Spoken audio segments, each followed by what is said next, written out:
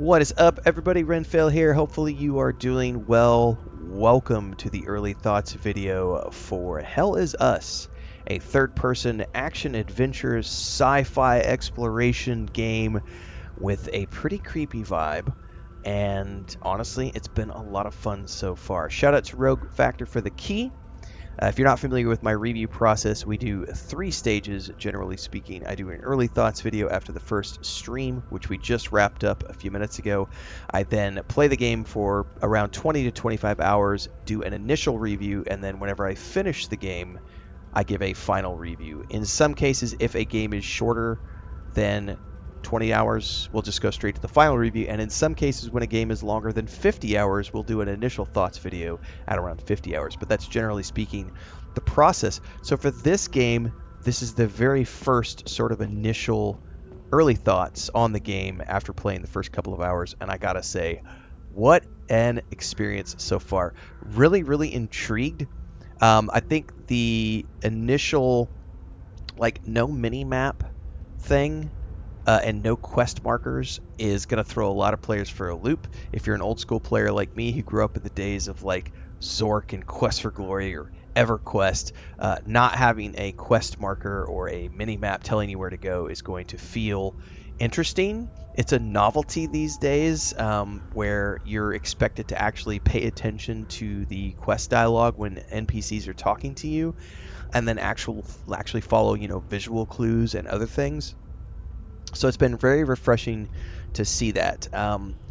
The initial zone that you go into, there are quite a few puzzles that you can't actually complete until you go and find other things. So it's very interesting the way the game does it. So without getting too deep into spoiler territory, you have a data pad which you can go through.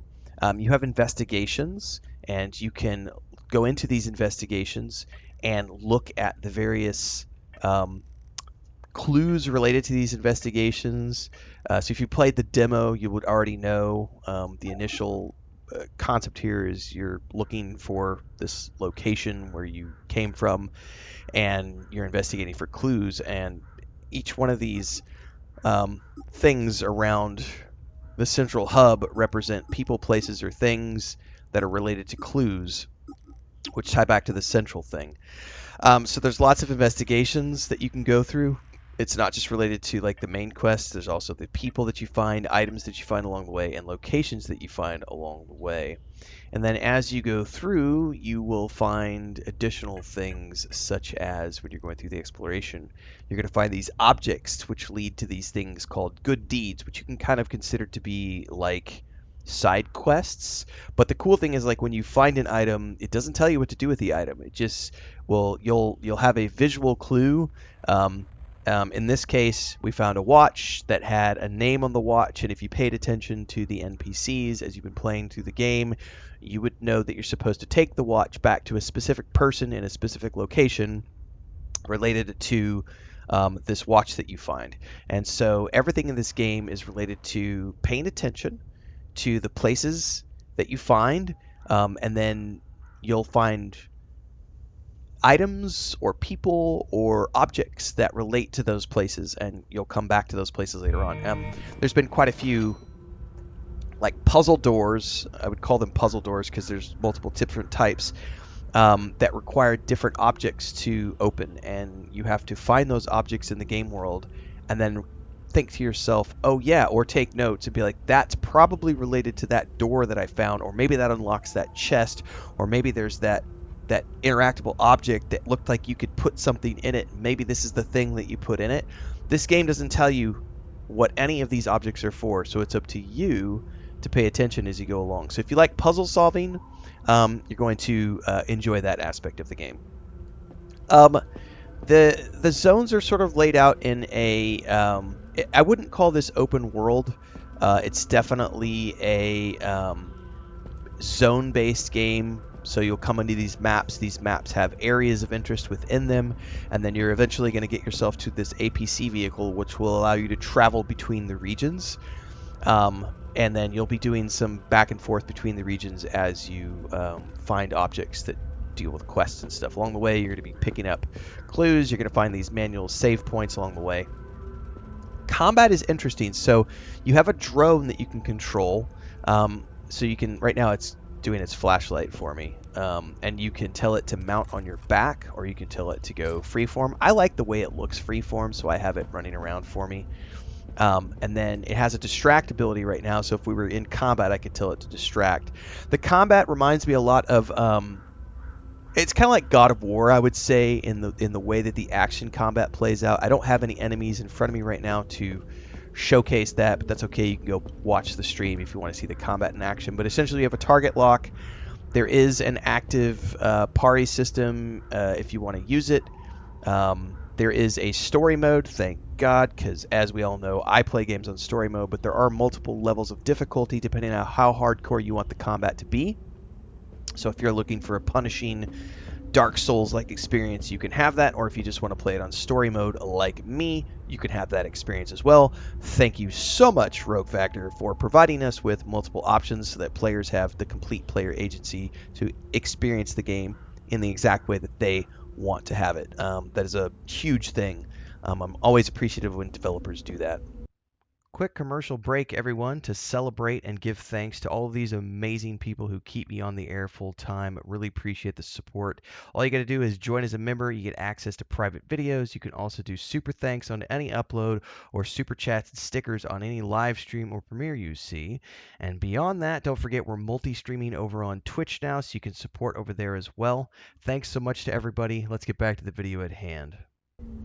But essentially, you get multiple weapons throughout the game, and you have basic attacks, and then you have like a charged attack. There's different types of weapons. So right now I have a sword, and this is the charged attack for the sword. And then right now these are the two weapons I have. I know based on trailers there are multiple types of weapons that you get. I prefer the axes so far. I'm having a lot of fun with them. You have a loadout system that you have some flexibility here. So like I haven't found any relics yet, but apparently there are relics you can get. But there's defensive gear that I've found which you can slot in. There's usable items, like we have a compass. This is like a charge item. We have a med kit. And then your weapons, which I haven't quite unlocked them yet. You can add glyphs to them. I have found 2 glyphs, but I haven't yet been able to unlock glyphs. So apparently you're supposed to upgrade this weapon, to unlock its glyph slots. And as you do combat with weapons, they level up. So if you want to level up a specific type of weapon, you have to use that weapon to earn experience with it to then level that weapon up. So I prefer the axes. Therefore, my axes are level 3 and my sword is level 1. So this is an active leveling system. I don't know a ton about it yet because we're still in the early stages of the game. So whenever I get to the next review in my review series, I'll have more to talk about when it comes to the weapon upgrade system and the glyphs and everything else. So far, I know I've had some people ask, is it a Souls-like? It is not a Souls-like. It has adjustable difficulties. I've had people ask, is it a horror game? I would not call it a horror game. I would call it a I believe it's described as a third-person action adventure game, and that's exactly as I would describe it. It's a third-person action adventure game with sci-fi elements that lean into the, I wouldn't even say creepy per se. There was a jump scare in the first 2 hours of the game in the stream, but there haven't been any horror elements that I've seen so far. It's just been what I would consider to be unsettling, sort of creepy. We're investigating, we're uncovering what's been going on. It has a general dark atmosphere. Great experience so far. I am having an absolute great time playing this game. Hopefully I will see you in the next stream, but don't forget, even if you can't make it to one of the streams, they are hosted later on YouTube as a VOD, and this is also getting the episodic treatment in that most of the games I play, I cut into 30-minute episodes and produce those as an independent playlist on YouTube. So if you can't make the streams on YouTube and Twitch, don't forget to check those episodic formats out. But in the meantime, I've got other games to play and a busy schedule, so we'll leave you here. Don't forget to like, subscribe, hit the bell icon so you never miss an update. We start every single day at 4:30 a.m. Central. Let me know your thoughts on the game below, and stay tuned for the next stream. Until then, stay safe. Happy gaming.